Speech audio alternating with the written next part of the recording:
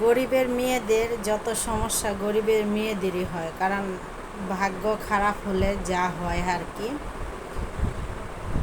বড় লোকের মেয়েকে বিয়ে করলে আসলে শ্বশুরবাড়ির লোকেরা কোনো কিছুই বলতে পারে না, কোনো কিছু বলতে পারে না, বা তাদেরকে বলতে এলে পাল্টা জবাব দিবে, সেজন্যই বলে না। আর গরিবের মেয়েকে যা খুশি তাই বলতে পারবে, কারণ সে তো প্রতিবাদ করতে পারবে না, তার দুর্বল এক জায়গায়, সে গরিবের ঘরের মেয়ে।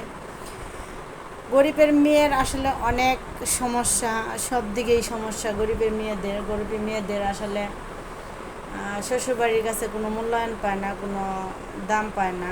আমার ক্ষেত্রে হোক, আপনার ক্ষেত্রে হোক, অনেক মেয়েরাই আছে বাংলাদেশের যে শ্বশুরবাড়ি থেকে অবহেলা পাচ্ছে, কোনো শান্তি পাচ্ছে না।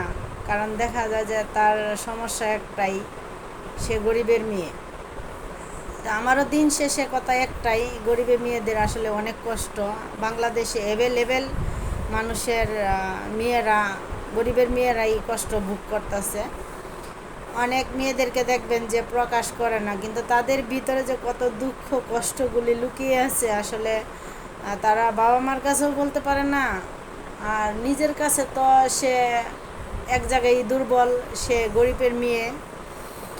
তো আমার প্রত্যেকটা বাবা মার কাছে প্রশ্ন একটাই, গরিবরাও কিন্তু মানুষ, তাদেরও কিন্তু একটা মন আছে, তাদেরও কিন্তু একটা চাহিদা আছে। বড় লোকেরা চাহিদা পূর্ণ করতে পারে, গরিবরা পূর্ণ করতে পারে না। কিন্তু দিন শেষে কথা একটাই, সবাই সবাইকে সম্মান দিতে শিখুন।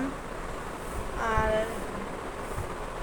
যারা গরিব ঘরের আপুরা আছে, তারা কতটুকু কষ্টেতে আছে শুধু তারাই জানে, এছাড়া অন্য কেউ জানে না। তো সবাই ভিডিওটি ভালো লাগলে লাইক কমেন্ট শেয়ার করবেন। আর গরিবের কেউ নেই, গরিবের উপর আল্লাহ আছে, উপর আল্লাহ ছাড়া কেউ নেই। আশা করি সবাই কথাগুলি বুঝতে পেরেছেন।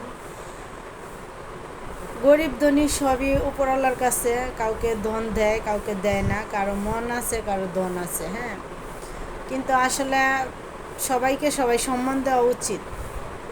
এটা যারা গরিব ঘরের আপুরা আছে, গরিবের মেয়েরা আছে, তারাই শুধু বুঝে, যাদের অর্থ আছে তারা বুঝবে না। তো ভালো থাকবেন, সুস্থ থাকবেন, আল্লাহ হাফিজ।